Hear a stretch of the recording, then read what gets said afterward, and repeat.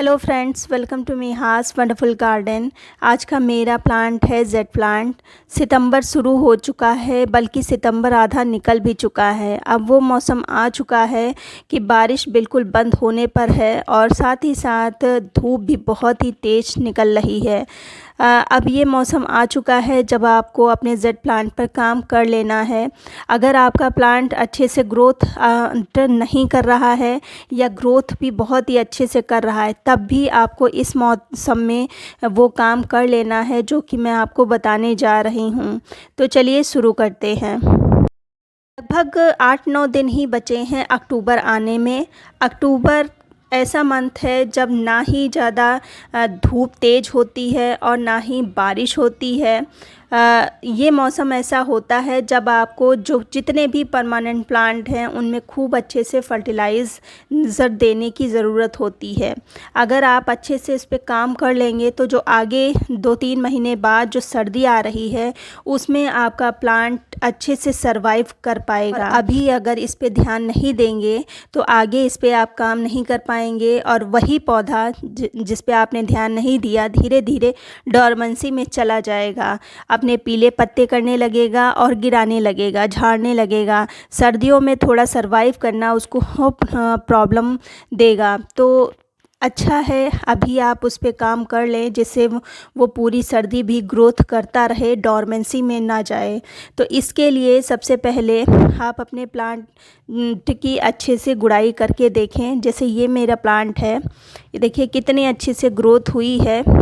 ये कटिंग से लगा हुआ मेरा पौधा है। तो ये जब आप ही के साथ ही मैंने इसको एक सपोर्ट दिया था स्टिक का और साथ ही साथ तार लगाए थे जिससे ये ऊपर की ओर खड़ा रह सके।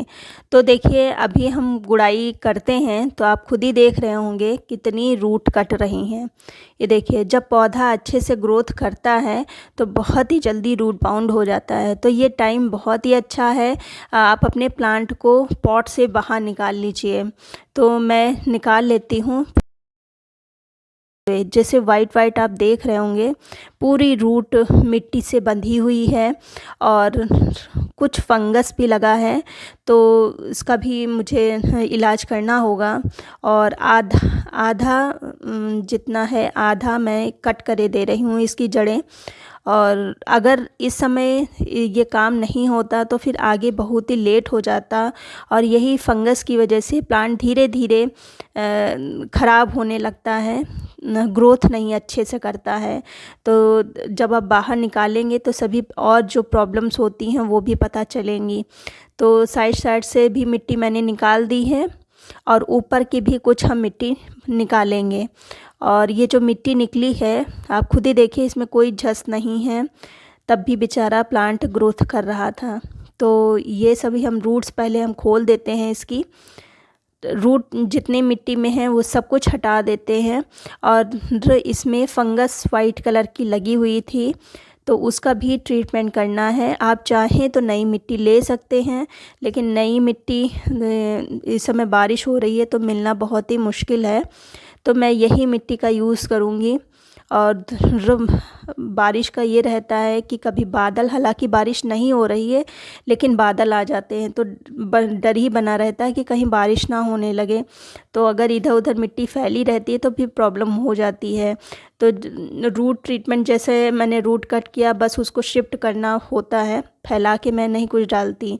तो ये जितनी भी ये मिट्टी निकली है इसी में हम ये सब कुछ और मिलाएंगे। फंगस को किल करने के लिए भी हम कुछ मिलाएंगे जिससे कि मिट्टी एकदम शुद्ध हो सके।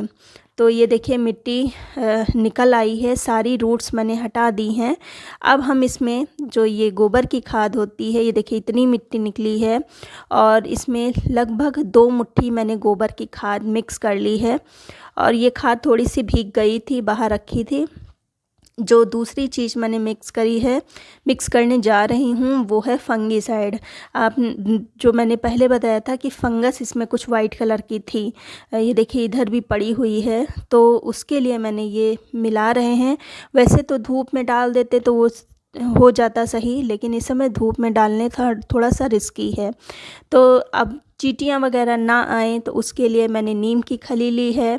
दोनों को अच्छे से हम मिक्स कर देंगे। अभी एक चीज़ और डालेंगे। तो जो तीसरी चीज़ हमने ली है वो है एप्सम साल्ट। एप्सम साल्ट जो लीफ़ी प्लांट होते हैं उनके लिए बहुत ही अच्छा काम करता है। इससे जो है प्लांट की पत्तों की चमक बहुत ही अच्छी निकल के आती है। तो उसको भी मैंने लगभग 1 चम्मच लिया होगा, मैंने अंदाज़ से सब लिया है। और खूब अच्छे से सबको हम मिला देंगे, से खूब अच्छे से मिक्स हो जाए, फिर हम अपनी मिट्टी में इसको डाल देंगे ये। और खूब अच्छे से मिट्टी में इसको मिक्स भी कर लेना है, जिससे इधर उधर सब जगह ये फंगीसाइड और जो नीम की खली है ये सब अच्छे से मिक्स हो जाए सभी। और फिर इसको हम आधे तक की ये मिट्टी फिल कर देंगे और फिर ये हम प्लांट लगा देंगे से। देखिए ये प्लांट लग चुका है। अब हम ढेर सारी इस पे पानी डालेंगे। और लेकिन उसके पहले अब देख रहे होंगे इसका शेप कितना बेकार हो गया है। एक तो ये बारिश की वजह से इसका जो लीफ के बीच की गैपिंग भी बहुत ही ज़्यादा हो गई है, क्योंकि बारिश का पानी तो इसको खूब मिल ही रहा था, साथ ही साथ इसको धूप नहीं मिल रही थी क्योंकि धूप निकल ही नहीं रही थी, जिसके कारण इसकी जो बीच की दूरी है, 2 पत्तियों के बीच की दूरी, वो बहुत ही ज़्यादा हो गई। तो ऐसा अगर हो जाता है तो प्लांट नहीं अच्छा लगता है। तभी मैं ऊपर की जितनी भी टिप है बड़ी बड़ी सी सब मैं हटाए दे रही हूँ, जिससे नई जो ग्रोथ होगी। अब क्योंकि धूप निकलने लगी है, धूप इस समय भी बहुत तेज़ है। हालांकि धूप निकलती है, जब भी निकलती है बहुत तेज़ निकलती है, तो अब निकलने लगी है और अब जो ग्रोथ होगी वो अच्छी होगी। तो हम आगे की जितनी भी इस तरह की ग्रोथ है वो सब कुछ हटाए दे रहे हैं, और जो नई ग्रोथ होगी वो भी शेप में होगी, क्योंकि ये भी डी शेप हो चुका था प्लांट।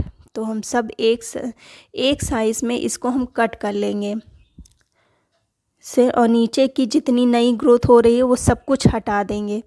तो इस तरह से मैं कर लेती हूँ, फिर आपको दिखाती हूँ। देखिए ये मैंने कट कर लिया है। हालांकि अभी तो नहीं इतना अच्छा लग रहा है, लेकिन जब इस पे नई ग्रोथ होगी तो बहुत ही सुंदर ये प्लांट लगेगा।